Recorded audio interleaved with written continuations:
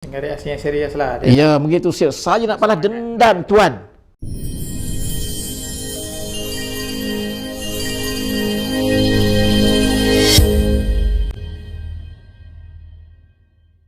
Bismillahirrahmanirrahim. Assalamualaikum warahmatullahi wabarakatuh. Alhamdulillahirrabbilalamin. Wassalatu wassalamu ala asyrafil anbiya wal mursalin wa maulana Muhammadin wa ala alihi washabihi ajmain.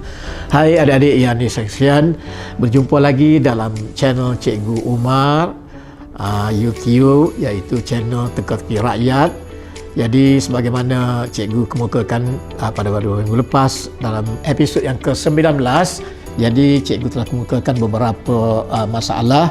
Jadi harapan semoga adik-adik mendapat manfaat daripada masalah-masalah dan penyelesaiannya, insya-Allah. Jadi pada episod yang ke-20 ini, insya-Allah kita akan kemukakan lagi ataupun cikgu akan beri jawapan kepada soalan-soalan yang dikemukakan pada minggu lepas. Jadi soalan-soalan itu cikgu pun mungkin tak berapa ingat dah. Jadi mungkin boleh tanya mengenai soalan itu balik pada cikgu, insya-Allah. Boleh cikgu? Okey. Untuk soalan minggu lepas cikgu, adalah beberapa mengenai perkara apa yang boleh kita buat ataupun boleh ialah perkara yang kita boleh buat untuk kita tergolong dalam kalangan senarai ahli-ahli syurga ni. Okey, bismillahirrahmanirrahim. Assalamualaikum warahmatullahi wabarakatuh. Jadi ceritanya begini. Jadi cikgu pada minggu lepas cikgu mungkin agak-agak anda peminat-peminat Teka-teki Rakyat agak tersasul sikit kefahaman. Misalnya cikgu kata mengenai cerita malaikat ini, cikgu kata kalau anda nak percaya tak apa, tak percaya pun tak apa, sebab ini bukan rukun iman. Maksudnya malaikat itu memang qat'i, memang wujud. Dia termasuk rukun iman. Kalau kita tak percaya maka kufurlah kita. Memang wujud malaikat itu. Tapi yang dimaksudkan cikgu maksudkan awak nak percaya tak apa, tak percaya tak apa, ini cerita. Betul ke tidak? Betul ke tidak malaikat dua malaikat ni turun ke bumi? Wallahu a'lam. Jadi benda wujud yang malaikat tu memang qat'i, memang wajib kita kena percaya.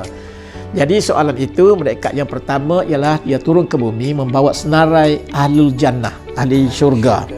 Jadi marilah beberapa orang berpusu-pusu, ramai mari untuk bertanya malaikat itu tentang adakah dia tergolong dalam golongan ahli syurga. Jadi salah seorang daripadanya ialah berumur lebih kurang 50 tahun lebih, seorang jutawan kaya. Jadi dia begitu confident, begitu optimistik bahawa nama dia memang ada dalam senarai yang dibawa oleh malaikat itu sebagai ahli jannah. Apabila disusuri, tidak ada nama dia pun dalam senarai itu. Sedangkan dia membina masjid. Ya, dia membina masjid, membuat infak bermacam-macam. Di Chiang Mai lah, di Patani lah buat masjid, itulah ini berjuta habis. Jadi bagaimanakah dia pun hairan, satu puzzle lah, mengapa nama dia tidak ada dalam senarai itu. Lalu dia tanya malaikat. Malaikat memang tahu dah, mungkin Allah bagi tahu pada dia, mungkin wallahu a'lam. Jadi dia kata, adakah di antara benda-benda yang kamu tak buat lagi? Dia kata, saya buat semua dah, cuba ingat. Jadi dia tak ingat juga. Jadi malaikat pun kata, awak ingat ke beberapa hari yang lepas, jiran awak yang paling dekat sekali ni mati. Dia ada anak 8 orang. Dia tak berapa sihat dan dia cari makan dapat RM5 sehari. Dia kurang makan bagi pada anak-anak bayar yuran sekolah. Jadi dia kurang makan dan akibatnya ataupun asbabnya mati kelaparan. Jadi awak tidak cakna, tidak prihatin kepada jiran awak. Sedangkan dalam agama Islam kita ini, jiran itu adalah perkara yang utama sekali.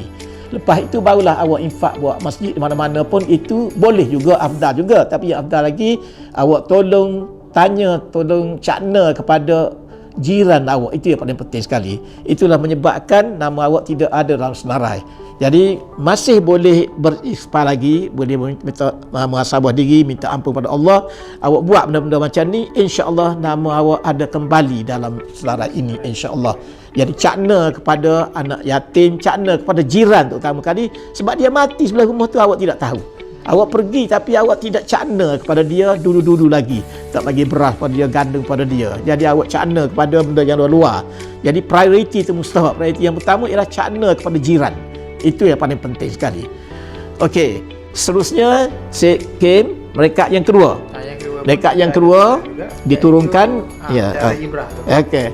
Iaitu malaikat yang kedua dikatakan ialah Jibril sendiri. Kalau dulu tu malaikat ramai, malaikat ni infinity, banyaknya Tuhan ciptakan. Jibril turun, jadi tanya khabar kepada sang kerbau. Kerbau kata bersyukur pada Allah kerana saya jadikan kerbau boleh berkubang dalam kubang dengan anak-anak isteri dia. Syukur pada Allah. Apa anda pergi tanyalah kepada kelawar, dia mandi pun dengan air kencing dia. Uzurnya dia, dhaifnya dia. Jadi mereka bertanya kelawar, Assalamualaikum. Kelawar kata, syukur pada Allah kerana saya jadi kelawar, saya mandi pun dengan air yang sejuk, dingin, sedap, dan saya bebas mencari makan dalam gua, dalam bukit. Banyak makanannya. Saya syukur pada Allah. Jadi awak pergi tanyalah kepada sang cacing. Dia ni katanya berjalan pun dengan perut dia sendiri. Bagaimanalah dia boleh hidup? Jadi mereka pun bergegas bertanya cacing. Jadi cacing kata, saya syukur pada Allah kerana saya berjalan dengan kaki saya. Jadi nampak manusia tak nampak kaki saya. Saya bersyukur kerana dalam tanah ni banyak khazanah rezeki yang Tuhan bagi pada saya. Tapi yang saya khawatirnya Tuhan hamba, saya khawatir, saya sedih ialah ada lagi satu makhluk yang bernama manusia. Jadi saya khawatirkan di akhirat nanti dia mungkin mendapat balasan yang setimpalnya kalau dia tidak menggunakan akal dia untuk berfikir, untuk menjadi buat perkara yang baik. Jadi manusia. Baik, dalam hal ini ibrahnya ialah saya nak petik dari surah At-Tin surah yang keempat. Laqad khalaqnal insana fi ahsani taqwim. Bahawa Tuhan kata, aku jadikan manusia seelok-elok kejadian. Aku lengkapkan manusia ni untuk berfikir tentang kehebatan aku. Kamu kena ikut perintah aku. Baik, jadi yang pertama saya kelengkapan itu ialah Tuhan bagi akal kepada manusia. Binatang dia tak bagi akal. Baik, jadi tetapi kalau kamu tidak gunakan kelengkapan yang aku bagi itu, terutama akal, maka aku lemparkan kamu ke serendah-rendah darjatnya. Lebih hina daripada binatang. Na'udzubillah. Baik, dalam surah surah Al-Qiyamah ayat ke-36, ayahsabul insanu an yutraka suda.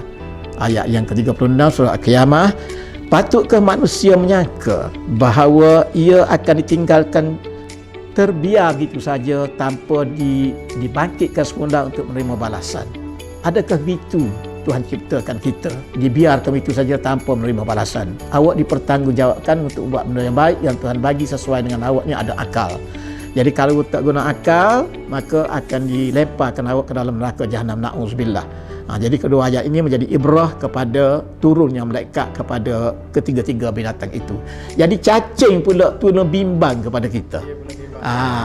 Cacing kata, kami binatang, kalau tak silap cerita, kami jadi tanah saja di akhirat esok.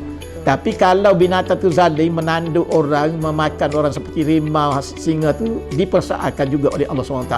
Mengapa kamu menzalimi sama sendiri? Tapi kesulitannya menjadi tanah.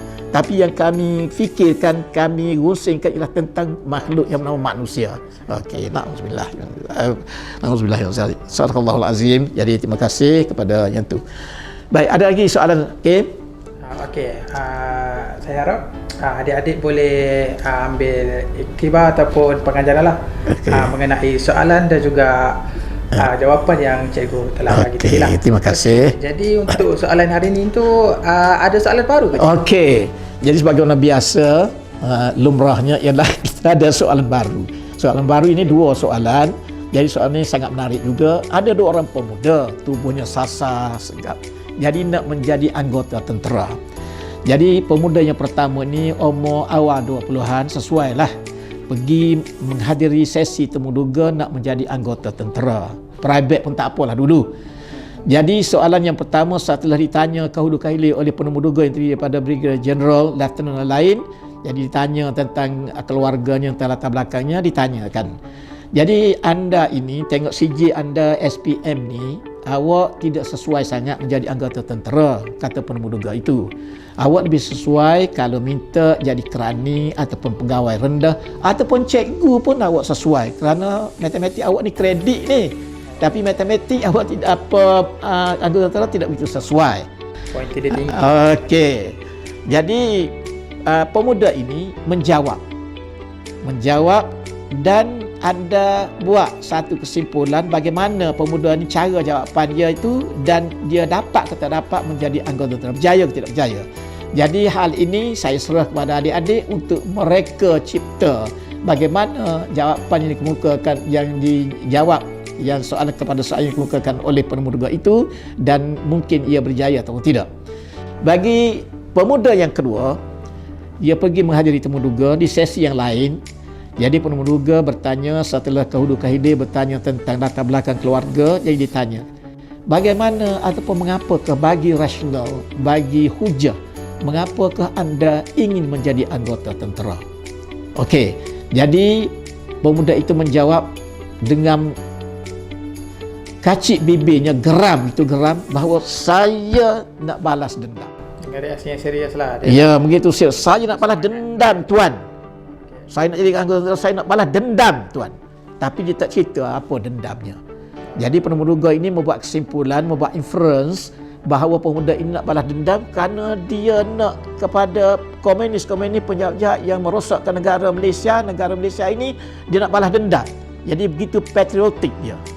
Jadi dengan sendirinya automatik, jadi budak tu diterima menjadi anggota tentera. Reaksi dendam dia. Ya, dendam dia. Tapi mungkin dendam dia tu lain macam, dia menyembunyikan saja. Tapi anggota penasihat itu ataupun pemuda itu mengatakan bahawa dendam ini dendam yang patriotik. Dia nak balas dendam kepada komunis, kepada penjahat yang merosakkan negara. Jadi dia pun dapat. Jadi itulah cerita. Jadi adik reka cerita tu, apakah soalan ataupun apakah jawapan ataupun dendam yang dikemukakan oleh pemuda yang kedua tadi? Dendam apa yang dimaksudkan dengan dendam itu? Jadi adik reka cerita itu dan beri jawapan kepada cikgu pada minggu depan, dan cikgu akan beri jawapan yang betul pada adik-adik sekalian, insya-Allah. Jadi terima kasih. Jadi adik-adik jangan lupa subscribe kepada YouTube cikgu ini, iaitu Teka-Teki Rakyat ataupun TTR. Semoga mendapat faedahnya, insya-Allah, dengan izin Allah. Terima kasih. Assalamualaikum warahmatullahi wabarakatuh. Kim, terima kasih. Jumpa lagi. Bye.